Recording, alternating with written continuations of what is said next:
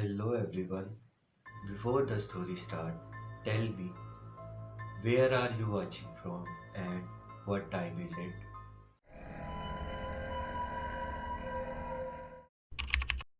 I don't remember the first push. That's what the doctors tell me. They say it's normal, that the brain protects itself from trauma by erasing the moments just before impact. But I do remember the sound. The screech of the train, metal on metal, the way it echoed off the walls of the station like something screaming. I remember the wind from the train, hot and fast, pushing against my chest as I stumbled forward. I remember my foot hitting the edge of the platform. I remember thinking, this is it. This is how I die. But I didn't die. I caught myself. My hands found the railing, the cold metal, the thing that had been installed years ago to keep people like me from falling. I pulled back. I steadied myself. The train passed. The wind faded. And I stood there, on the platform, my heart pounding, my breath gone, trying to understand what had just happened. I turned around. The platform was crowded. Commuters with headphones, with coffee cups, with their eyes on their phones. No one was looking at me. No one had seen. Except for him. He was standing a few feet away, his hands in his pockets, his head tilted, his eyes fixed on mine. He was young. Younger than me. His face was ordinary, the kind of face you pass on the street and forget immediately. But his eyes were not ordinary. They were empty. Not cold. Not angry. Empty. The way a window is empty when there is nothing behind it. I thought he was going to ask if I was okay. I thought he was going to say something about the train, about how close I had come, about how lucky I was. But he didn't say anything. He just stood there, watching me, and then he smiled. It was a small smile. A smile that did not reach his eyes. A smile that said, I know something you don't know. I turned away. I walked toward the stairs. I wanted to leave. I wanted to be above ground, in the light, where things made sense. I was halfway to the stairs when I felt the second push. It was harder this time. Not a shove. A push. Deliberate. Two hands on my back, flat and firm, shoving me forward with a force that was not impulsive but intentional. I stumbled. I fell. My knees hit the platform. My hands scraped the concrete. And I slid toward the edge, toward the tracks, toward the third rail that would have killed me if I had touched it. I stopped. My fingers found the lip of the platform. I held on. I pulled myself back. The train was coming. I could hear it, the screech, the wind, the scream of metal on metal. But it was farther away this time. I had time. I crawled back from the edge. I sat on the concrete, my hands bleeding, my knees shaking, and I looked up. He was standing over me. The same man. The same empty eyes. The same small smile. He was looking down at me the way you look down at an insect you have stepped on and are not sure is dead. Why? I asked. My voice was thin, barely a whisper. I don't think he heard me. Or if he heard, he didn't care. He turned. He walked away. He disappeared into the crowd. The train arrived. People got on. People got off. No one looked at me. No one asked if I was okay.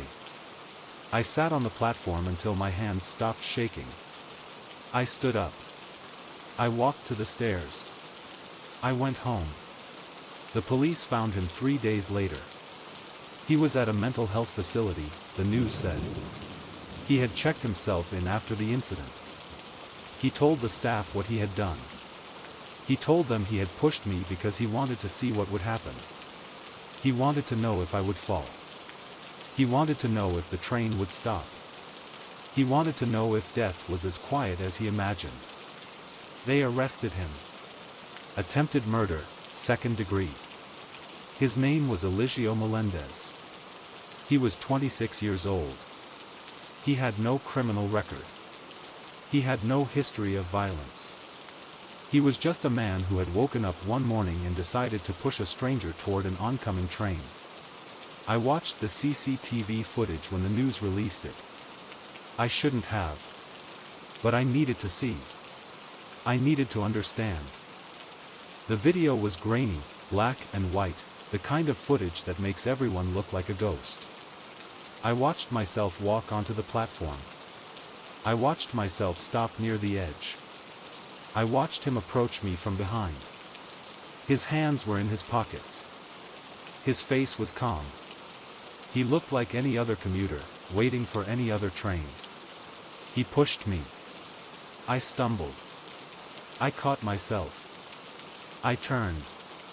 We looked at each other. He smiled. I walked away. He followed me. He pushed me again. Harder. I fell. I slid toward the edge. The train was coming. The lights were bright. And he stood there, watching, waiting, his hands at his sides, his face still calm, his eyes still empty. The video ended. I closed my laptop. I sat in the dark. I could still feel his hands on my back. The flatness of them. The firmness. The way they had pushed me not once, but twice. The way he had watched me fall. The way he had smiled. I think about him often. Not with anger. Not with fear. With something else. Something I cannot name.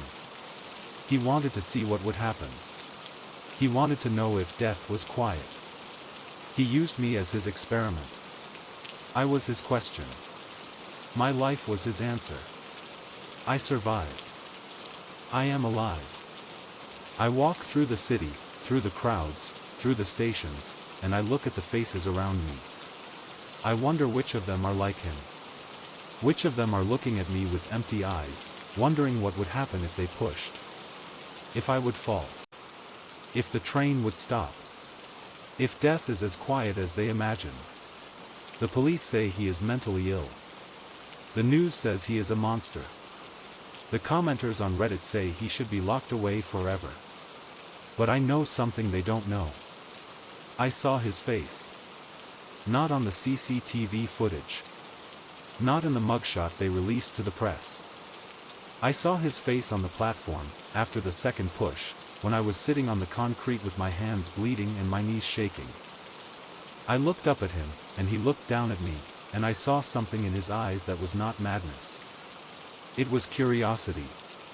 It was the same curiosity that drives scientists to split atoms, that drives explorers to the poles, that drives children to pull the wings off flies. He wanted to know. That was all. He wanted to know what would happen. And I was the instrument of his inquiry. I still take the train. I have to. The city is built on rails, and the rails are the only way to get where I am going. But I do not stand near the edge anymore. I do not turn my back on the crowd. I watch. I watch the faces. I watch the hands. I watch for the man with the empty eyes, the small smile, the curiosity that kills. They caught him. They locked him away. But there are others. There are always others. People who wake up one morning and decide to push. People who want to know. People who see the rest of us not as humans, but as questions. As experiments. As things that can be pushed to see if they fall. I survived. I am alive. But I am not the same. I feel his hands on my back every time I stand near a platform. Every time I hear a train approaching. Every time I see a stranger walking toward me with his hands in his pockets. I feel the push. I feel the fall. I feel the edge of the platform beneath my fingers. He pushed me twice. The second time, I saw his face. And now, I see it everywhere. In the crowd. In the mirror. In the dark behind my eyes when I try to sleep. He is not a monster. He is not a madman. He is a question. And I am the answer he will never forget. I first saw the house when I was 12 years old. My father was driving me to a baseball game, the kind of small-town Saturday that feels endless when you are young and ordinary when you are old. We took the back roads, the ones that cut through farmland and past houses that had been standing since before the town was a town. That's when I saw it. A two-story farmhouse, white paint peeling, windows boarded, porch sagging. And on the porch, a light. Blinking. 3 short flashes. 3 long flashes. 3 short flashes. I didn't know what it meant then. I just knew it was strange. A house that looked abandoned, that looked empty, that looked like no one had lived there for years, and yet a light was blinking. I asked my father about it. He glanced at the house, then looked back at the road. Old Miller Place, he said. Been empty since before you were born. Probably a short in the wiring. I accepted that. I was 12. I didn't know about Morse code. I didn't know that a short in the wiring doesn't blink in perfect patterns. I forgot about the house. The way you forget things that don't fit into the story you are telling yourself about the world. I remembered it 20 years later. I was driving back to Plainfield for my father's funeral. Same back roads. Same farmland. Same house. The white paint was peeling more. The porch was sagging more. The boards over the windows were gray with age. And the light was still blinking. 3 short. 3 long. 3 short. I stopped the car. I sat at the edge of the road and watched the light blink for a full 5 minutes. The pattern never changed. It never paused. It never varied. Just the same sequence, over and over, the way a machine repeats a task it has been programmed to do. But this was not a machine. This was a house. A house that had been abandoned for decades. A house with no power, no owner, no reason for a light to be on at all. I drove to the police station. I told the officer at the desk about the house, about the light, about the pattern I had recognized. He was young, maybe 30, the kind of cop who had seen too much and believed too little. He listened. He nodded. He wrote something on a notepad. Then he said, "We've had calls about that house before. Dozens of them. Over the years. The light blinks. We send someone out. The light stops. We leave. The light starts again. It's been going on for as long as anyone can remember." I asked him if anyone had ever gone inside. He looked at me for a long moment. His face was neutral, professional, but something flickered in his eyes. Something that looked like fear. "Department policy," he said, "is not to enter the property without clear evidence of a crime or someone in distress. A blinking light isn't enough." I asked him if anyone had ever reported hearing anything from inside. He didn't answer. He just stood up and said he had paperwork to do. I left. I drove past the house one more time. The light was still blinking. 3 short. 3 long. 3 short. SOS. Help. Someone was asking for help. Or something was pretending to. I started visiting the house at night. Not every night, but often. I would park down the road, turn off my lights, and watch. The light blinked.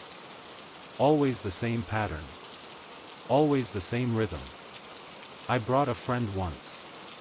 A woman I had known since high school, someone who believed in ghosts and conspiracies and the kind of stories that make the world feel larger than it is. She watched the light for 10 minutes. Then she grabbed my arm and said, "We should go." I asked her why. She pointed at the upstairs window. The one on the left. The one that was boarded like all the others. "There's someone standing behind that board," she said. I saw them move. I looked. The window was dark. The board was still. But I believed her. Because I had seen it too. Not that night. Other nights. Shapes in the windows. Shadows that moved behind the boards. The impression of a face where no face should be. I posted about the house on TikTok. Just a video of the light blinking, with the caption, "This abandoned house has been blinking SOS for years. Police won't go inside." I didn't expect much. A few thousand views, maybe. Some comments from people who knew the local legends. But the video exploded. Millions of views. Shares. Duets. Stitches. People from all over the world were watching the light blink, were reading the comments, were demanding answers. The news picked it up. Local first, then national. Hollywood News Daily ran a story. The headline made it sound like a horror movie, "Abandoned Illinois House Sending SOS in Morse Code." The comments were full of theories. A trapped person. A ghost. A hoax. A prank. A short in the wiring. A malfunctioning security system. A message from beyond the grave. I read them all. I watched the videos people made. I listened to the experts who said it was nothing, and the experts who said it was something, and the people who said they had driven past the house and felt a chill, and the people who said they had driven past the house and seen a face in the window. But no one went inside. Not the police. Not the news crews. Not the TikTokers who drove for hours to see the house for themselves. They stood at the edge of the road, like I had stood, and they watched the light blink, and they felt the cold, and they left. No one went inside. I went inside. Last night. I told myself I was going to prove it was nothing. A short in the wiring. A malfunctioning timer. Something ordinary that would explain everything and let me sleep again. I parked down the road. I walked to the house. The grass was overgrown, the steps were rotten, the door was boarded. But there was a window in the back, on the ground floor, where the boards had been pulled away. Someone had been inside before me. Someone had opened a way. I climbed through the window. The room was dark. The air was cold and still and smelled of dust and rot and something else. Something sweet. Something that reminded me of a funeral home, of flowers and chemicals and the particular smell of death that has been cleaned but not erased. I pulled out my phone. I turned on the light. The room was empty. No furniture. No pictures. No signs that anyone had ever lived here. Just bare floors, bare walls, and a door that led to the rest of the house. I walked to the door. I opened it. The hallway beyond was dark, the same cold, the same sweet smell. The light was blinking. I could see it through the boards over the front window. 3 short. 3 long. 3 short. The pattern was faster now. More urgent. As if whoever was sending it knew I was here. As if whoever was sending it was trying to tell me something. I walked to the stairs. The steps were old, creaking under my weight, but solid. I climbed. The upstairs hallway was the same as the downstairs. Empty. Dark. Cold. But there was a room at the end of the hall. A room with a door that was closed. A room with light coming from beneath the door. I walked toward it. The light blinked. Not the light from the porch. The light from beneath the door. It was blinking in the same pattern. 3 short. 3 long. 3 short. SOS. Help. Someone was in that room. Someone was asking for help. Or something was pretending to. I reached for the doorknob. It was cold. Colder than the air. Colder than the metal should have been. I turned it. The door opened. The room was empty. No furniture. No windows. No boards. Just bare walls, bare floor, and a single light bulb hanging from the ceiling. The light was blinking. Not because someone was turning it on and off. Because it was connected to nothing. Because it had no switch. Because it was blinking on its own, in a pattern that had been repeating for longer than anyone could remember. I stood in the middle of the room. The light blinked. 3 short. 3 long. 3 short. The pattern was all around me, in the air, in the walls, in the floor. The house was not sending a message. The house was the message. It had been built to blink. It had been built to ask for help. It had been built to draw people in. I looked at the walls. They were covered in writing. Not words. Numbers. Dates. Thousands of them, scratched into the plaster, covering every surface. The earliest date I could find was 1893. The most recent was last week. Someone had been here. Many someones. They had come into this room, and they had marked the walls, and they had never left. I heard a sound behind me. A footstep. I turned. The door was closing. Slowly. Silently. The light blinked. 3 short. 3 long. 3 short. And then the door closed, and I was in the dark, and the light was still blinking, and I was not alone. I am writing this from inside the room. My phone battery is at 12%. The light is still blinking. The door will not open. I have tried. I have pushed. I have kicked. I have screamed. No one has come. No one will come. The police will not enter. The TikTokers will not enter.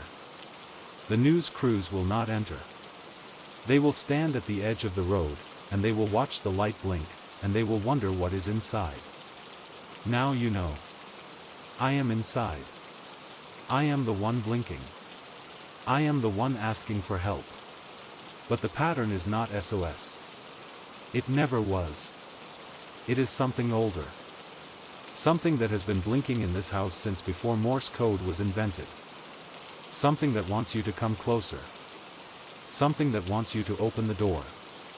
Something that wants you to join me in the room with the blinking light and the walls covered in numbers and the dark that is not empty. The house on Plainfield Road has been blinking for 17 years. It will be blinking when you read this. It will be blinking when you drive past. It will be blinking when you stop your car and turn off your lights and watch. Do not come inside. Do not open the door. Do not follow the pattern. But if you do, if you are curious, if you want to know what is behind the boards and the walls and the blinking light, I will be here. Waiting. Blinking. Counting down to when you arrive. 3 short. 3 long. 3 short. Help me. Or join me. The house does not care which. It was almost midnight when we decided to walk home. My friend Jess and I had been at a dinner party, the kind that stretches into hours of wine and laughter and the particular warmth of being understood. But the wine ran out, and the tiredness set in, and we realized we had missed the last bus. The walk was only 20 minutes.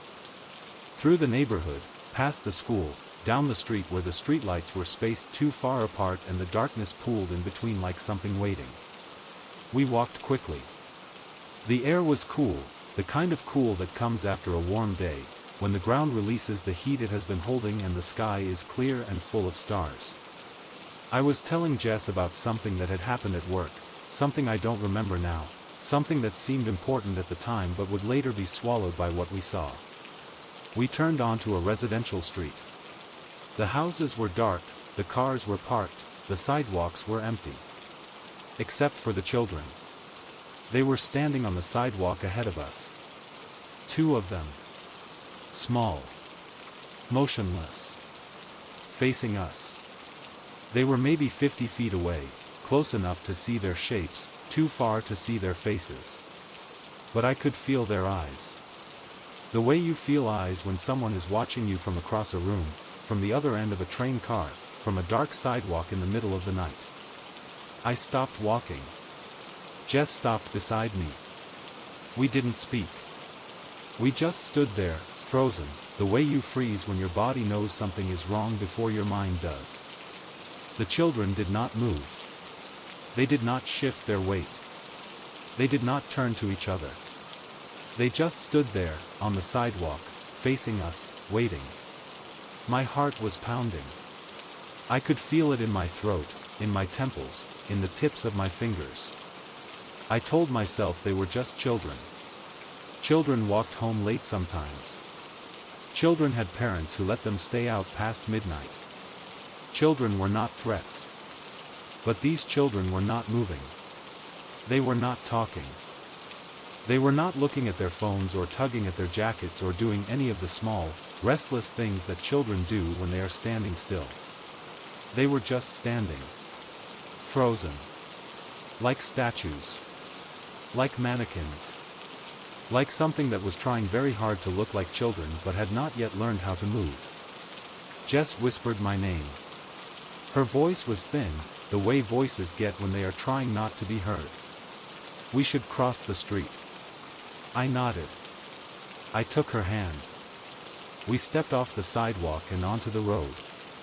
The asphalt was dark, the lines barely visible in the dim light from the street lamps. We walked on the road, giving the sidewalk a wide berth, keeping our eyes on the children. They did not turn. They did not follow. They just stood there, facing the spot where we had been, as if they were still watching us even though we were no longer there. We walked faster. The children grew smaller behind us. I did not look back. I did not want to see if they were still standing there. I did not want to see if they had started to move. When we reached Jess's apartment, we locked the door.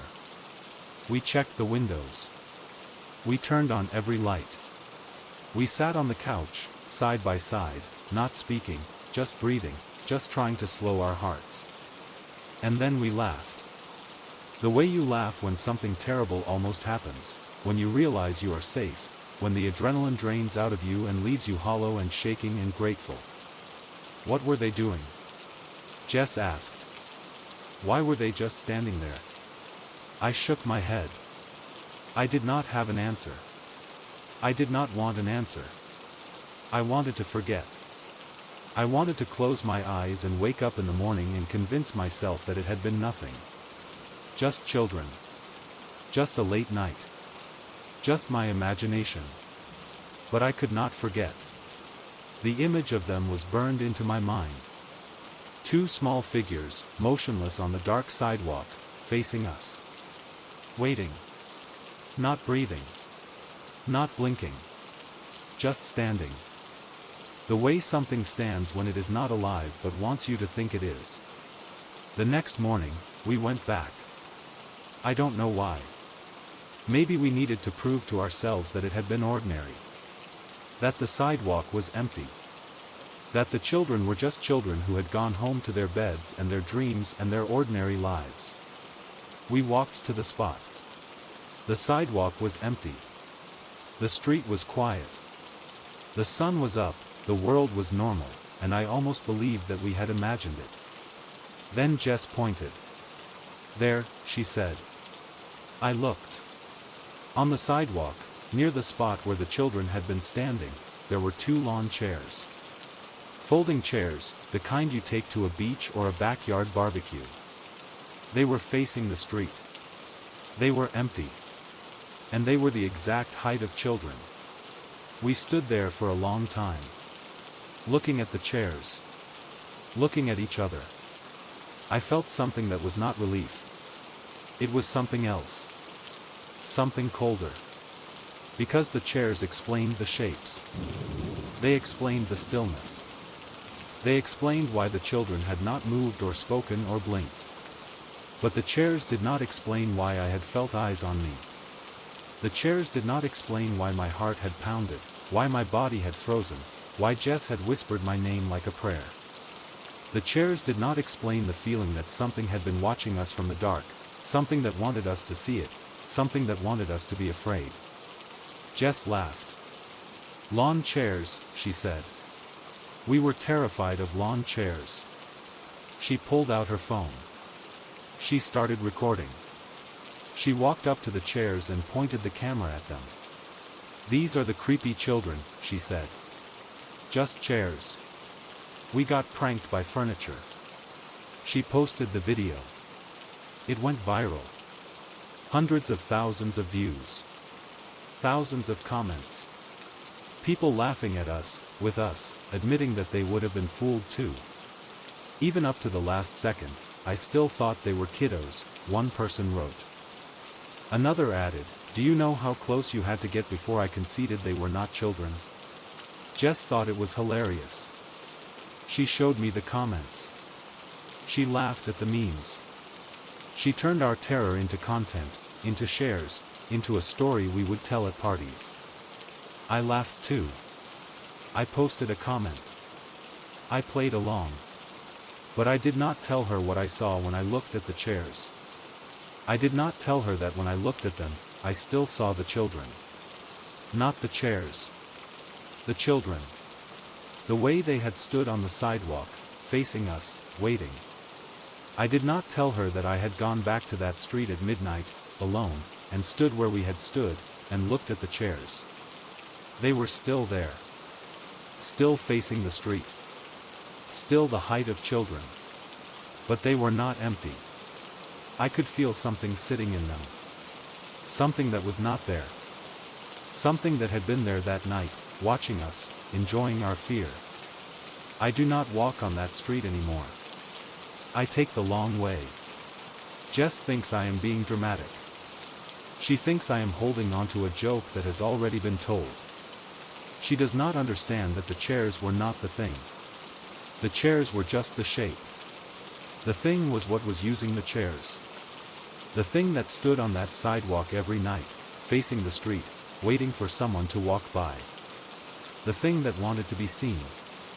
The thing that wanted to be feared. I saw its eyes. I felt its gaze. I know that it is still there, in the dark between the streetlights, in the space where the shadows pool. It sits in those chairs. It watches. It waits. And someday, someone will walk by who does not run. Someone will walk up to those chairs and look closely. And the thing will not be a chair anymore. It will be what it has always been. What it has been waiting to become. Jess posted a video of lawn chairs. The world laughed. But I saw the children. I saw them standing on the dark sidewalk, just staring at us. And I know that they were not chairs. Not then. Not when we saw them.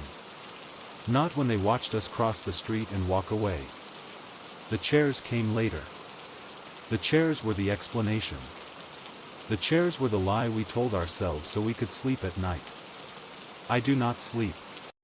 Not well. Not deeply. I lie awake and I think about the children. Their stillness. Their eyes. The way they did not blink. The way they did not breathe. The way they stood on the dark sidewalk, waiting for us to get closer, waiting for us to see what they really were. We did not get closer. We crossed the street. We walked away. We are alive.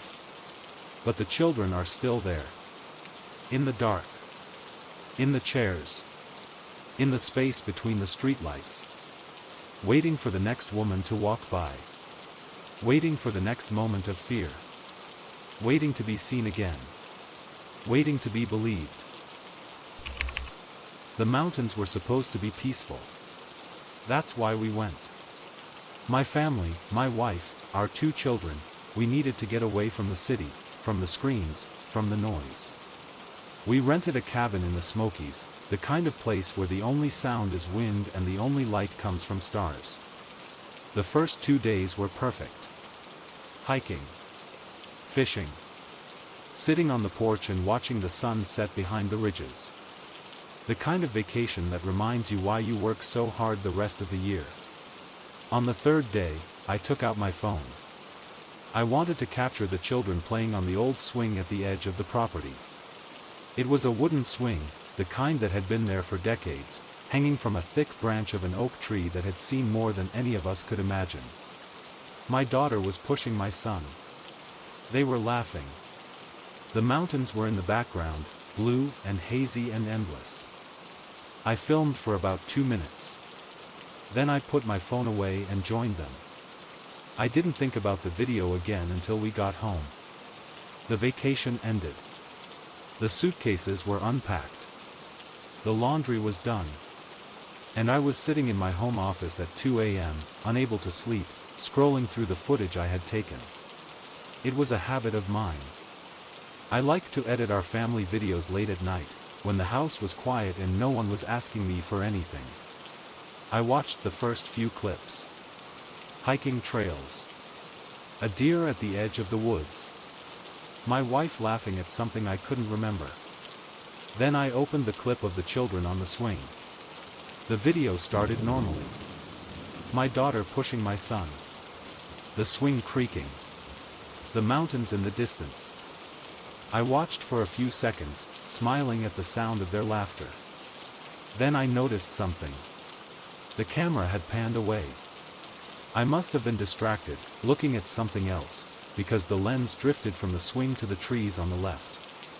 The footage showed nothing but branches and shadows for about 8 seconds. Then the camera panned back to the swing. The children were still there. My daughter still pushing my son. The swing still creaking. But something else was there too.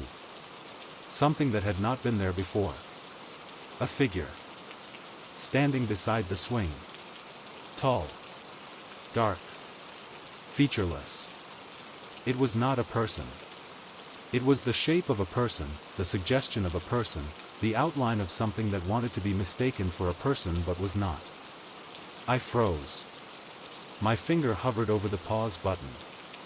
I stared at the figure on my screen. It was not moving. It was just standing there, beside the swing, facing the children. Its head was tilted slightly, as if it was watching them. As if it had been watching them for a long time. I played the video again. The camera panned away. 8 seconds of trees and shadows. The camera panned back. The figure was there. It had not walked into frame. It had not come from anywhere. It had simply appeared. The way things appear when they have always been there and you have only just noticed. I checked the time stamp. The video had been taken at 4:17 p.m. The sun was still high. The shadows were long but not dark. There was no reason for a figure to be there. There was no reason for a figure to look like that. Tall. Dark. Featureless. The kind of figure that does not cast a shadow because it is made of shadow. I spent the rest of the night watching the video over and over. I zoomed in. I adjusted the contrast. I brightened the shadows. The figure became clearer. Taller. Darker. More defined. It had no face. No features. No distinguishing marks. But it had a shape. The shape of something that was almost human but not quite. The shape of something that had learned to stand like a person, to tilt its head like a person, to watch like a person. But it was not a person. I did not sleep. I sat in my office until the sun came up, staring at the figure on my screen, trying to convince myself that it was a glitch. A compression artifact. A trick of the light. A shadow from a tree that I had not noticed when I was filming. I tried to convince myself of all the ordinary explanations. But none of them fit. Because the figure was not blurry. It was not distorted. It was sharp. Clear. Real. I showed my wife the next morning. She watched the video in silence. Then she asked me to delete it. I asked her why. She said she didn't want to know. She said some things are better left unseen. She said she wanted to remember the vacation the way it felt, not the way it looked on a screen. I did not delete the video. I could not. I needed to understand. I posted it online, on Instagram, with a caption that said, "Mountains are as scary as they are beautiful. Watch the swing." I did not expect much. A few hundred views, maybe. Some comments from friends who would tell me it was creepy and then move on. But the video went viral. Millions of views. Thousands of comments. People were seeing what I had seen. The figure. The swing. The children who had no idea that something was standing beside them, watching them, waiting for something. The comments were divided. Some people said it was a ghost. Some said it was a glitch. Some said it was a hoax.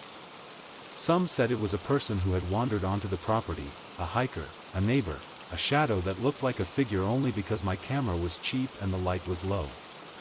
I read them all. I wanted to believe the skeptics. I wanted to believe that there was an explanation.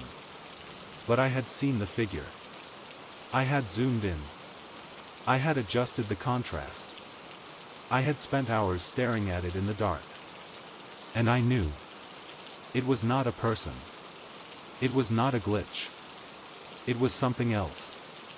I went back to the mountains. Alone. I drove the same roads, stayed in the same cabin, walked to the same swing. The oak tree was still there. The swing was still there. The mountains were still blue and hazy and endless. But something was different. The air was heavier. The silence was deeper. And I could feel it. Watching me. The way you feel eyes on you when you are alone in a place that should be empty. I stood beside the swing. I looked at the spot where the figure had appeared in the video. There was nothing there. Just grass. Just leaves. Just the shadow of the oak tree, long and dark in the afternoon light. But I knew. I knew that something had stood there. Something had watched my children. Something had let me capture it on video. Something had wanted to be seen. I took out my phone. I filmed the swing again. The same angle. The same light. The same mountains in the background. I filmed for 5 minutes. Nothing appeared. The swing was empty. The yard was empty. I was alone. But when I reviewed the footage that night, in my cabin, at 2 a.m., I saw it. Not beside the swing this time. Behind me. A figure. Tall. Dark. Featureless. Standing at the edge of the frame, watching me film. I had not seen it when I was recording. I had not felt it. But it was there. It had always been there. It had followed me home. I drove back to the city the next morning. I have not returned to the mountains. I have not shown the new video to anyone.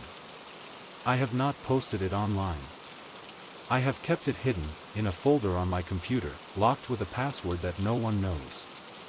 I do not watch it anymore. I do not need to. I see the figure every time I close my eyes. Tall. Dark. Featureless. Standing beside the swing. Standing behind me. Standing at the edge of every memory I have of that place. The mountains are beautiful. They are also old. Older than us. Older than the trees. Older than the concept of fear. There are things in the mountains that do not have names. Things that have been watching for centuries. Things that wait for us to visit, to film, to post, to share. They want to be seen. They want to be known. They want to come home with us. I brought something back from the mountains. Not a souvenir. Not a memory. A presence. It is in my house now. In my office. In the dark corners of my bedroom at night. I feel it watching me. The same way it watched my children. The same way it watches everyone who visits that place and leaves something behind. The video is still online. Millions of people have seen it. They comment. They argue. They share. They call it a ghost or a glitch or a hoax. They do not know that it is real. They do not know that it is watching them through their screens, learning their faces, learning their names. It is not in the mountains anymore. It is in the video. It is in the comments. It is in the dark of your room when you watch it at 2 a.m., alone, with the lights off. You are not alone. You have never been alone. Something is standing beside you. Something is watching you read this. Something is waiting for you to look away from the screen, to turn your head, to see what has been standing there all along. The mountains are as scary as they are beautiful. And the thing in the mountains has learned how to use the internet. It has learned how to go viral. It has learned how to find you. Do not watch the video again. Do not look at the comments. Do not wonder what was standing beside the swing. Some questions do not have answers. Some doors should not be opened. And some figures, once seen, cannot be unseen. I am closing my laptop now. The sun is rising. The room is getting light. I will pretend that I am safe. I will pretend that the figure was a glitch. I will pretend that I am alone. But I am not. And neither are you. The mountains are waiting. The swing is creaking. And the figure is still standing beside it. Watching. Waiting for the next camera to pan away. Waiting for the next person to look. Waiting for you. I saw the first clip at 11:47 p.m. I was scrolling through X, the way I always do when I can't sleep, when a notification popped up. The White House had posted. That was strange enough. They didn't usually post at midnight. But the content was stranger. A video. Just a few seconds long. The camera was pointed at the floor. At shoes. Polished, black, the kind of shoes worn by people who stand behind podiums and read statements they did not write. A woman's voice, quiet, almost a whisper, "It's launching soon, right?" A pause. Another voice, lower, a man's, "Yes." The video ended. No context. No caption. No explanation. Just shoes and a question and an answer that raised more questions than it resolved. I watched it again. And again. The shoes were moving. Slightly. The way feet shift when someone is nervous, when they are waiting, when they are standing somewhere they are not supposed to be. The woman's voice was familiar. I had heard it before. Briefings. Press conferences. The careful, measured tone of someone who has been trained to say things without saying anything. But this was not careful. This was not measured. This was a whisper. A secret. A thing that was not meant to be heard. I refreshed the page. The video was gone. Deleted. The White House had posted it and then removed it, as if it had never existed. But I had already saved it. I don't know why. Instinct, maybe. The same instinct that makes you take a picture of something strange, write down something unusual, keep a record of something that might disappear. I watched the saved video again. The shoes. The whisper. The answer. It's launching soon, right? Yes. What was launching? A satellite? A missile? A policy? A lie? The question was vague. The answer was certain. And the certainty was what frightened me. Not the uncertainty. The certainty. Someone knew something. Someone was waiting. Someone was counting down. The second clip appeared an hour later. It was still live. It is still live now, if you know where to look. A glitch-style video. Static. Flickering. The kind of distortion that makes your eyes hurt and your brain ache. Text message sounds. The chirp of a notification. The buzz of a phone vibrating on a table. The sound of someone typing, deleting, typing again. The video was only 15 seconds long. But it felt longer.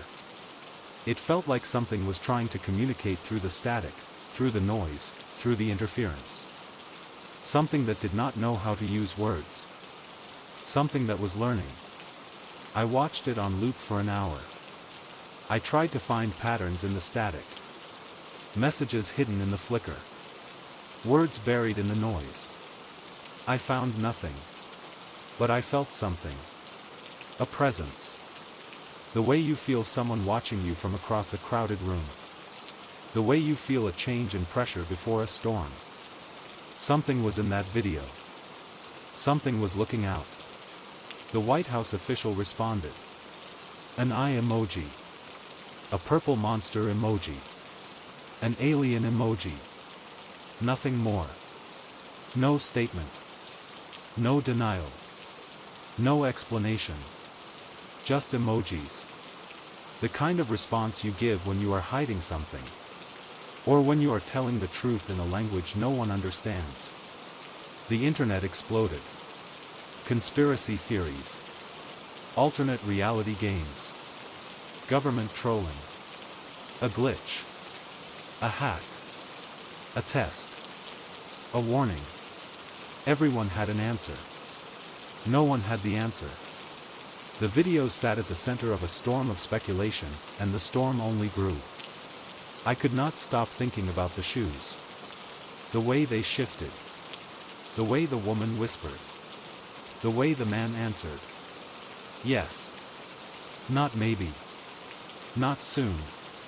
Not we hope. Yes. Certain. Final. The kind of yes you say when you have already made a decision and are only waiting for the clock to reach zero. I started digging. I looked at the time stamps. The first video was posted at 11:47 p.m. The second at 12:48 a.m. Exactly 1 hour apart. I checked the dates. March 31st. The end of the quarter. The edge of something. I looked for patterns in the emojis. Monster. Alien. Surveillance. Fear. The other. I looked for meaning in the static. I found none. But the feeling grew. The presence. The certainty that something was coming. I reached out to a friend who worked in communications. Someone who had been inside the building, who had stood on those floors, who had worn those shoes. I asked her about the video. She did not answer for a long time.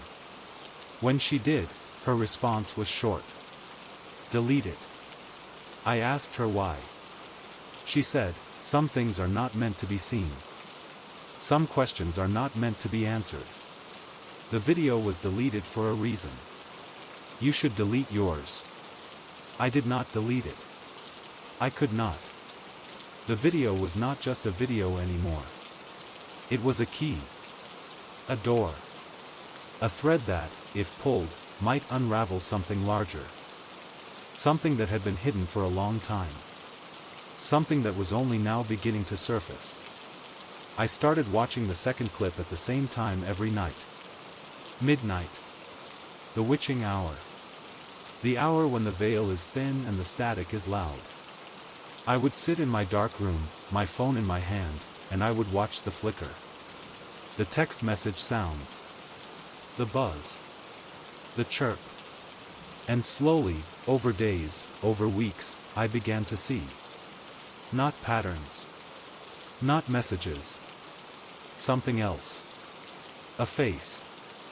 In the static. In the noise. A face that was not human. A face that was learning to be human. A face that was watching me through the screen, the way I was watching it. The White House has not explained the videos. They will not explain them. They will let the speculation die, let the internet move on, let the mystery become a footnote in the history of strange things that happened and were never resolved. But I know that the videos were not a glitch. They were not a test. They were not trolling. They were a message. A warning. A countdown. It's launching soon, right? Yes. What is launching? I do not know. But I feel it. In the static. In the silence. In the dark of my room at midnight, when I watch the flicker and see the face that is not a face. Something is coming. Something that has been waiting. Something that used the White House, used the videos, used the emojis, to tell us. To warn us. To prepare us. We did not listen. We made jokes. We made theories. We made content. We did not listen. The second video is still live. Go watch it, if you dare. Watch the static. Listen to the sounds. Look for the face. It is there. It has always been there. It is watching you now. Through the screen. Through the noise. Through the space between what is real and what is not. The White House deleted the first video. But I saved it. I have it. And I will keep it. Because someone needs to remember. Someone needs to know. When the thing launches, when the countdown reaches 0, when the shoes stop shifting and the whispering stops and the answer is finally revealed, I want to be able to say that I saw it coming. That I heard the question. That I believed the answer. Yes. It's launching soon. And I am afraid of what is coming through the static. The first time I saw him, I thought he was lost. He was standing outside the kindergarten gate, hands in his pockets, head tilted, watching the children play. He was not a parent. I knew every parent. We had coffee together. We complained about parking together. We exchanged knowing looks when our children cried at drop-off. He was not one of us. He was older. 40s, maybe. Ordinary. The kind of face you pass on the street and forget immediately. But his eyes were not ordinary. They were fixed on the children. On the girls. On their shorts, their skirts, their small, bare legs. I walked closer. I positioned myself between him and the fence. He looked at me. He smiled. It was a small smile, the smile of someone who knows something you don't know. Then he spoke. "That's a nice color," he said, nodding toward my daughter. "But it's a bit short for public, don't you think?" My blood went cold. Not because of what he said. Because of how he said it. Quiet. Calm. As if he was commenting on the weather. As if he had every right to stand outside a kindergarten and evaluate the length of a 7-year-old's shorts. I did not say anything. I could not. My throat was tight, my hands were shaking, my mind was racing through all the things I should say, could say, would say if I were braver. But he was already walking away. Hands in his pockets. Head tilted. Ordinary. I reported him to the school. The principal nodded.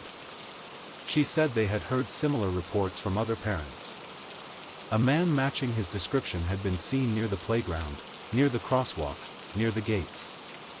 He had approached women on the street, young girls walking home from school, mothers with prams. He told them their pants were too tight. Their skirts were too short. Their clothes were inappropriate for public. He never touched anyone. He never raised his voice. He just commented. And then he walked away. The school sent a letter home. Be aware of a man in the area who has been making inappropriate comments to children and women. The letter was careful. Professional. It did not say what everyone was thinking. It did not say that this man was a predator. It did not say that his comments were threats. It did not say that we should be afraid. But we were afraid. I was afraid. Every morning, walking my daughter to kindergarten, I scanned the street. I looked for him. I saw him twice more. Standing at the corner. Leaning against a tree. Always watching. Always smiling. Always with his hands in his pockets. I called the police. They took a report. They said they would look into it. They said they had spoken to him before. They said there were legal limitations. They said commenting on someone's clothes, even a child's clothes, was not a crime. They said they could not do anything unless he touched someone. Unless he threatened someone. Unless he crossed a line that had not yet been crossed. I hung up the phone. I sat in my kitchen and I wept. Not from sadness. From rage. From helplessness. The man was out there. He was watching. He was waiting. And the police could not stop him because the law had not caught up to the kind of evil that does not leave bruises. The women of North Melbourne started talking. On Facebook, in private groups, in DMs that grew into threads that grew into a movement. Dozens of women came forward. Dozens of stories. The man had approached them at bus stops, in parks, on busy streets.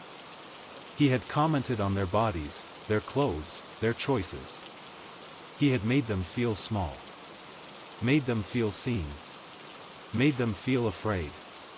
One woman wrote that he had followed her for 3 blocks, telling her that her skirt was asking for attention.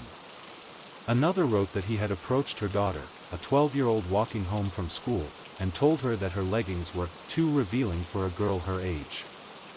A father wrote that the man had commented on his daughter's shorts while he was standing right there, while the father was holding the child's hand, while the father was watching.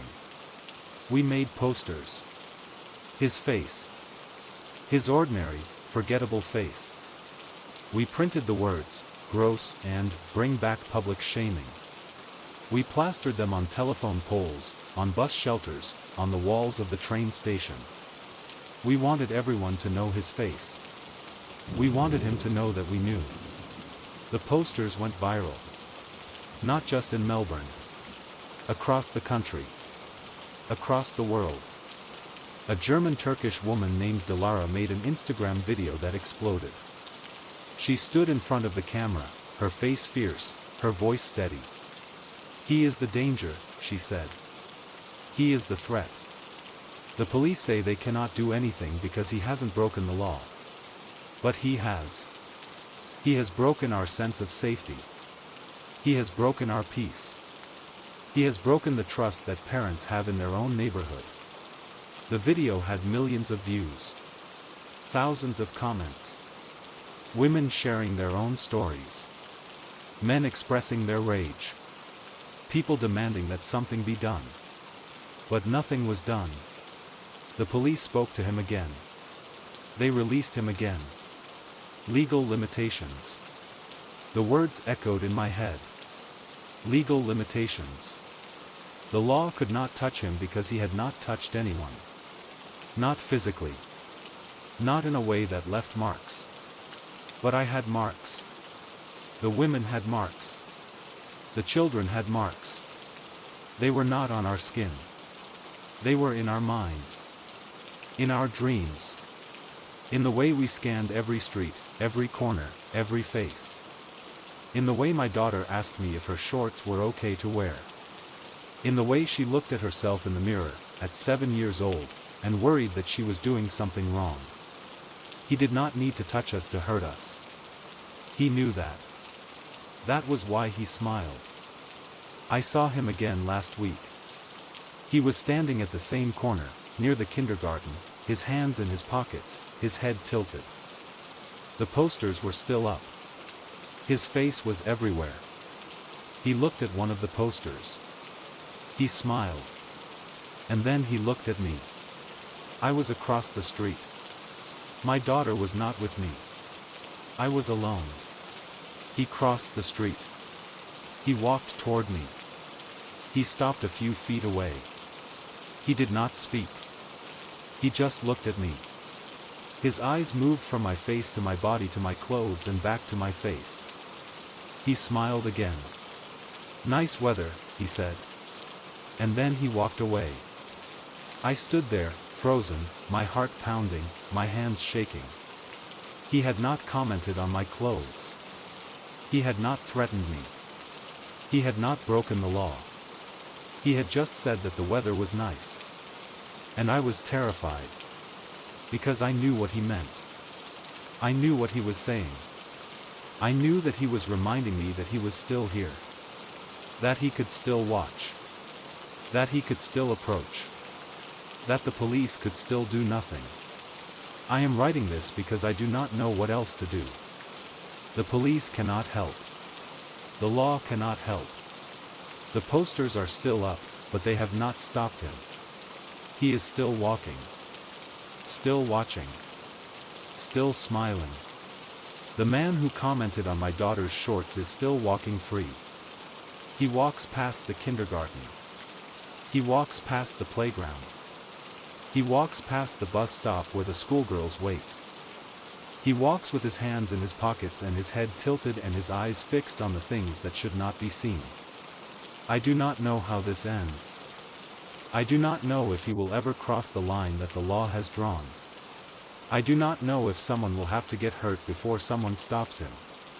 I do not know if that someone will be my daughter. Or your daughter. Or any of the dozens of women who have already been targeted. But I know that he is the danger. He is the threat. And he is still walking free. The posters say, "Bring back public shaming." But shame is not enough. Shame does not stop someone who has none. What stops someone like him? I do not know. I wish I did. I wish the police knew. I wish the law knew. I wish someone would tell me that my daughter is safe, that the man will not come back, that the comments will stop and the fear will end. But no one can tell me that. Because the man is still out there. And the weather is still nice. And he is still smiling. Thanks for watching. See you in the next video.